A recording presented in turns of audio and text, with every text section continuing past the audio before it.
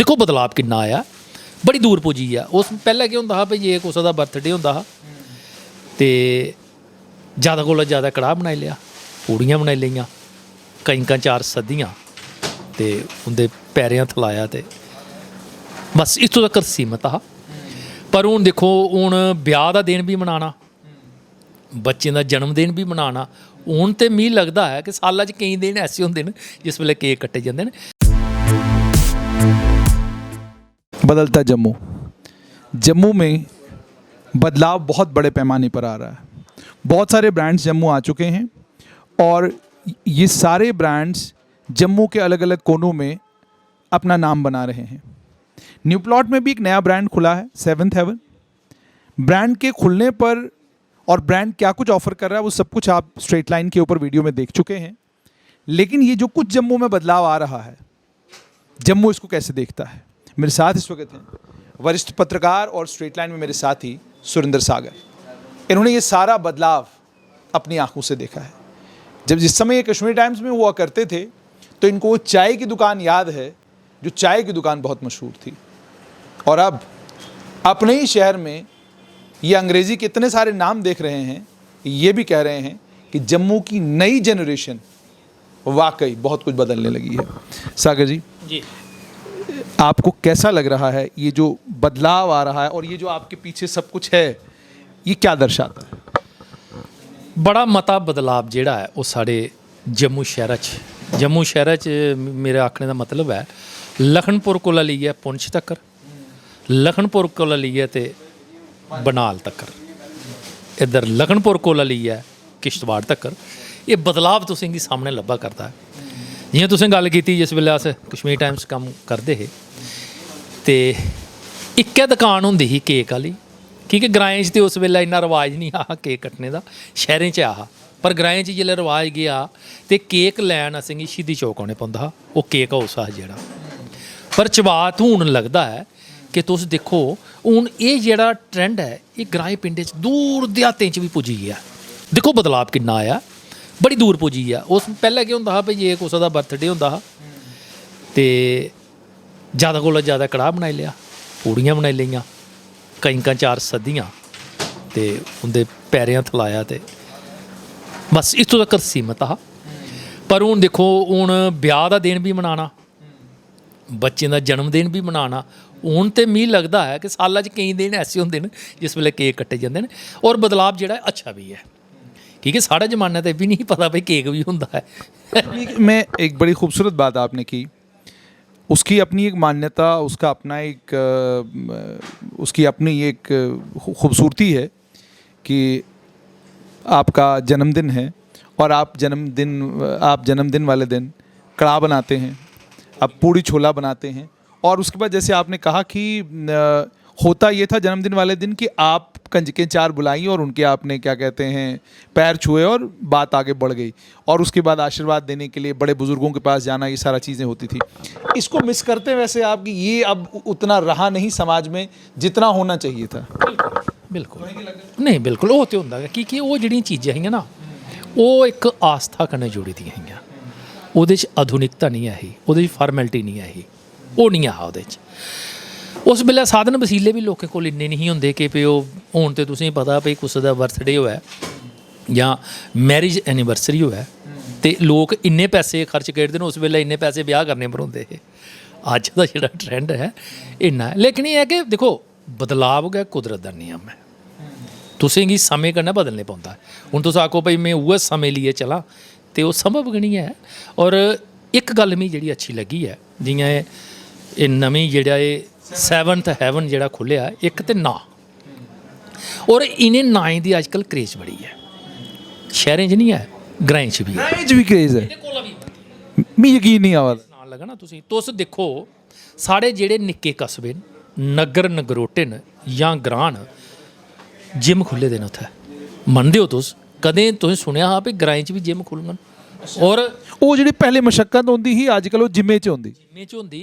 और तुस यकीन करेओ कि लखां रुपए जेह्ड़े साढ़े नौजवान न उ'नें इन्वैस्ट कीते न उत्थै। पहले जमाना आया भाई जिसलै जागत ने नहीं पढ़ना तो उसी इन्ना गै पढ़ाना भाई अक्खर 4 लिखे तो हिसाब किताब करना शुरू कर लै।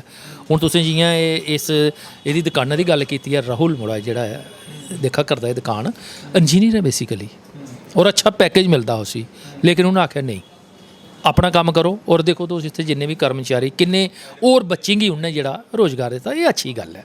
की के हुण ग्राएं च भी तुस दिक्खो हुण जि'नें जिम खोले दे न अच्छे पढ़े लिखे दे, एह् निं हैन भई अनपढ़, अच्छे पढ़े दे बच्चे और पैसा भी उन्हें अच्छा इन्वेस्ट किया, सरकारी नौकरी वाली बक्खी नहीं दौड़े, उन्हें अपने कम्म खोले दे और अच्छी कमाई करा दे करा दे। तो और मैं खास करियै जेह्ड़े मेरे ग्राएं दे जेह्ड़े नौजवान न उनेंगी इयै आखना चाहना कि अगर अपना कम्म खोले जा, की के जियां इ'नें आखेआ है कि अस केक देगे, हर चीज़ उनेंगी देगे, ओह् उत्थै बेची सकदे न। और एह् दुकानां खोलनी चाहिदी की के हुण ग्राएं च भी लोग इन्हें दुकानें गी दिक्खा करदे न और चीज़ां लै करदे न और अच्छी कमाई जेह्ड़ी है होई सकदी है और अपना भी ढिड्ड भरी सकदा युवा वर्ग साढ़ा, जेह्ड़े बाकी बच्चे न उनेंगी भी रोज़गार दे सकदा। बड़ी अच्छी गल्ल है। सागर सुरेंद्र जी, यहाँ पे एक चीज़ आपसे और समझना चाहूँगा कि मैंने जैसे राहुल को अभी देखा, तो राहुल जैसे आपने खुद ही कहा कि इसके इस केक हाउस में भी हम लोगों ने देखा कि इसके स्टोर में लगभग कोई 10 से 12-15 मुलाजिम हैं इसके। अब ये जो 15 मुलाजिम हैं उनमें कुछ बच्चे वो भी होंगे जो कम पढ़े लिखे होंगे, कुछ बच्चे वो भी हैं जिन्होंने 12वीं की 10वीं की है और उसके बाद कहीं केक बनाना सीख लिया, कहीं उन्होंने क्या कहते हैं कोई बेकरी बनानी सीख ली। ठीक है, पहले उन्हें बेकरी की दुकान में काम करना पड़ता था, तनख्वाह नहीं होती, तनख्वाह भी थोड़ी सी होती थी। अब वो एक बड़े स्टोर में काम कर रहा है, बिक्री इसकी अच्छी होगी तो जाहिर सी बात है जो बच्चे यहाँ काम कर रहे हैं उनकी तनख्वाहें और अच्छी हो जाएंगी। तो क्या आप ये भी मानते हो कि बहुत बड़े पैमाने पर ये जो छोटे छोटे स्टोर्स खोल रहे हैं ये नौकरी देने का काम भी कर रहे हैं और ये उनको नौकरी दे रहे हैं जिनके लिए सरकार के पास नौकरियाँ नहीं? बड़ा अच्छी है, सच्ची गल है। देखो अजकल सब तो अच्छा और कमाई का साधन जेड़ा है वो खाने पीने का। एक तो तुसें गी ज़्यादा पैसा नहीं लाने पौंदा अगर तुस मठियाई की दुकान गै खोल दो कुदै, और एक तो लोकें जरूर लैनी। निक्की हारी मिसाल है, अगर तुस दुद्ध देइयै दी गै कुदै दुकान खोली लाओ, कुदै भी 2 टेबल लाइयै बेही जाओ, शामी तुस पैसे 4 कमाई सकते हो। कम्मा च कोई शर्म नहीं है। शहरें नगरें दे चलो डेकोरेशन ये वो है, जेह्ड़े कस्बे न, निक्के कस्बे नगर नगरोटे ने जां थोड़े उच्चे बड्डे ग्रां न, उत्थै तुस आम दुकान भी खोलियै बेही जाओ, लेकिन ये है कि तुंदी एक निष्ठा और ईमानदारी जेह्ड़ी है वो अपने कम्मा च होनी चाहिदी। अगर अच्छी चीज़ तुस लोकें गी दिंदे हो, दुद्ध दिंदे हो, देहीं दिंदे हो, पनीर दिंदे हो, होर चीज़ां जेह्ड़ियां दुद्धा ने बनने आह्लियां दिंदे हो, ते मिगी लगदा है कि एक जेह्ड़ा मुलाजम है, सरकारी मुलाजम है, ओह्दे कोला केईं गुना ज़्यादा तुस पैसे कमाई सकदे हो। मैं एक चीज़ और आपसे जानना चाहूँगा, वो ये है कि यहाँ पे 7th हेवन में हम लोग बैठे हुए हैं, तो अब एक और चीज़ आ गई है कि जी हम केक बनाएंगे और आप देख सकते हैं, मतलब सामने केक बन रहा है और आप पूरा केक अपने सामने बनते हुए देख रहे हैं, 2 मिनट के अंदर अंदर केक बन रहा है। आप आज रेस्टोरेंट में चले जाएं तो ओपन किचन का कंसेप्ट आ गया कि जी किचन में जो कोई चीज़ बन रही है वो आपकी आंखों के सामने बन रही है। ये जो बदलाव आया, इस बदलाव को आप कैसे देखते हो? क्योंकि पहले तो किचन अंदर होती थी, हमें नहीं पता बन के क्या आ रहा है, हम तो सिर्फ खाने का काम करते हैं। आज भी बड़ी मात्रा में वही किचन है, लेकिन अब ये जो नया कंसेप्ट आ रहा है ओपन किचन वाला, इसको कैसे देखते हो? देखो ये तां कि अस साढ़ा जिसलै जमाना हा ते पिच्छों गै उत्थूं रसोई च बनियां उ'नें कदूं दी पेदी है, सजरी है, किन्नी बेही है। लेकिन हून जेह्ड़े साढ़े नौजवान न ओह् खाने के लिए बड़े जागरूक न। ठीक है, हून तुस उं'दे कन्नै कोई चीटिंग नहीं करी सकदे। पैह्लें केक होंदे हे ते अंबले होंदे हे, जेल्लै तक्कर उसी घर लेना ना ओल्ले तक्कर ओह्दी जेह्ड़ा ओह्दा सोआद है उ'ऐ तब्दील होई जंदा हा। हून जि'यां सामने बना दे न, तुस एह्दे च केह् करी सकदे हो? की के ओह् सामने सब किश बना दा, एह् बड़ा अच्छा, की के एह् उं'दे खाने ताईं अच्छा है। उ'नेंगी पता भाई एह्दे च कोई गड़बड़ नहीं कोई करी सकदा, तुस पराना नहीं देई सकदे उ'नेंगी, नमां सामने जेह्ड़ी चीज़ बनू एह् अच्छा है। और मिगी लगदा कि हर चीज़ इ'यै नेईं होनी चाहिदी, पारदर्शी। जियां सरकार केईं कम्म पारदर्शिता कन्नै करा करदी है, जिन्ने चिर तुस ङूठा नहीं लागे हो इन्ने चिर तुसेंगी कोई चीज़ नहीं थ्होग। ठीक है, बड़ा जरूरी, क्योंकि पारदर्शिता जेह्ड़ी है जिन्नी ज़्यादा होग समाज इन्ना गै ज़्यादा तरक्की करू और देश इन्ना गै ज़्यादा तरक्की करू। अच्छा सुरेंद्र जी, एक और चीज़ मैं देख रहा था कि ये मैं मेरी और आपकी बात है, बहुत सारे नाम लिए इन्होंने, हमारी कलीग हैं पल्लवी सरीन, उन्हें तो सब पता है कि भाई ये कप केक है, ये है, ये फलाना है, ढमकाना है। ईमानदारी से आपने ये बताना है कितनी चीज़ें इनमें से ऐसी हैं जो आपको पता है? एक चीज़ पैह्लें तो मिगी इस नां दा भलेखा पवा दा हा, 7th ਹੈਵਨ ਮੈਂ किश हैवन गी किश होर समझा करदा हा ओह् ते में जेल्लै पढ़ेआ इत्थै ते पता लगा ते मी यकीन करेओ नाम ही बड़े सुने न लेकिन मी सिर्फ केक दा गै पता होर जेह्ड़ियां निक्की निक्कियां कौलियां चीज़ां नहीं पता एह्दा कोई पता नहीं है स्वाद का पता चल गया। स्वाद अच्छा तो अंत में सागर जी आपसे ये जानना चाहूँगा, बहुत सारे युवा जो आपको इस समय देख रहे हैं जो नौकरी की तलाश में हैं, 10वीं करी हुई है SPO लवा दो कुथे, 12वीं करी हुई है मी जनाब कुथे नौकर करा दो, ठीक है कि नहीं, कोई किसी को आप ड्राइवर अपने साथ रख लो, वो 6 महीने बाद वो भी एक फरमाइश करता कहता जनाब करो कुछ मेरा पुलिस में कोई SPO लगवा दो। तो आप थोड़ा सा इन युवाओं को, राहुल को देखकर और इसके इस वेंचर को देखकर, इस 7th हेवन को देखकर क्या कहना चाहिए? मैं तो ये आखूँगा भाई सरकारी नौकरी की बक्खी दौड़ने को बेहतर है कि अपना काम करो और ईमानदारी करने करो। पढ़ाई सिर्फ नौकरी तय नहीं की जा सकती, पढ़ाई जिहड़ी है वो तुंदे जिहड़े नेत्र न वो खोलती है। पढ़ाई तुसेंगी एक तरीकाकार सिखाती है गल करने का, टुरने का, खाने का, पीने का, कम करने का।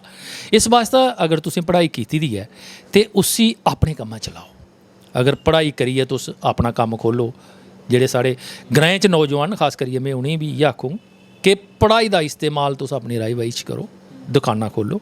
इयै ने जेह्ड़ियां निक्की निक्की दुकानां न ओह् खोलो तुस, क्योंकि ये फायदा क्योंकि हुण जेह्ड़ा नवां ट्रेंड है, जिहड़ी नवीं जनरेशन है, कदें कुसै ने सोचेआ भाई ग्राएं च भी रेडीमेड दियां दुकानां जीनी आह्लियां जां पैंटी आह्लियां चलङन, लेकिन उ'ऐ चला दियां।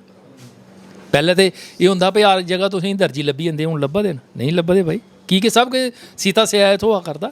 इस वास्ते तुसें चाहिदा भाई इस बक्खी आओ, अपना कम्म आपूं चलाओ, अपना भी ढिड्ड भरो, 4 जेह्ड़े तुंदे साथी न उनेंगी भी रोज़गार दिओ तां कि देश भी तरक्की करे ते तुस भी तरक्की करो। बहुत बहुत शुक्रिया। तो ये थे सुरेंद्र सागर। 7th हेवन में राहुल एक कोशिश कर रहा है, राहुल के साथ 7th हेवन का छन्नी का स्टोर हो, न्यू प्लॉट का स्टोर हो या कहीं उधमपुर में स्टोर हो, हर जगह आपको 4 5 6 मुलाजिम भी मिल जाएं, मैं कहता हूँ 2 भी मिल जाएं, तो 2 लोगों को जो आप रोज़गार दे रहे हैं उसका ये मतलब है कि 2 घरों की रोज़ी रोटी आपकी दुकान से, आपके स्टोर से, आपके छोटे से वेंचर से चल रही है। यही तरीका है जिस तरीके से बेरोज़गारी का जो परेशानी है उस परेशानी को दूर किया जा सकता है। कतई ये मत सोचिए कि सरकार आपको नौकरी देगी। एक समय आएगा जब सरकार के पास नौकरी देना सरकार के लिए संभव ही नहीं होगा। जम्मू कश्मीर की तो वैसे ही स्थिति ख़राब है कि हमारी आबादी 1 करोड़ 35 लाख और हमारे पास ऑलरेडी जम्मू कश्मीर में 5 लाख के करीब करीब मुलाजिम हैं। अब मान लीजिए लाख और मुलाजिम लग जाते हैं, उसके बाद सरकार भी मुलाजमत नहीं दे पाएगी, ठीक है। और मुलाजमत से मेरी मुराद है निचले स्तर पर मुलाजमत देना लगभग ना के बराबर हो जाएगा। इससे छोटे छोटे वेंचर्स जब आप खोलना शुरू करेंगे, इससे देश भी आगे बढ़ेगा, आप भी आगे बढ़ेंगे और आपके उस वेंचर से 4 लोगों की रोजी रोटी चलेगी। मकसद असल में यही है कि 4 लोगों को आप नौकरी देने वाले बन जाएं, इसकी जगह कि आप आज नौकरी ढूंढने वाले हैं।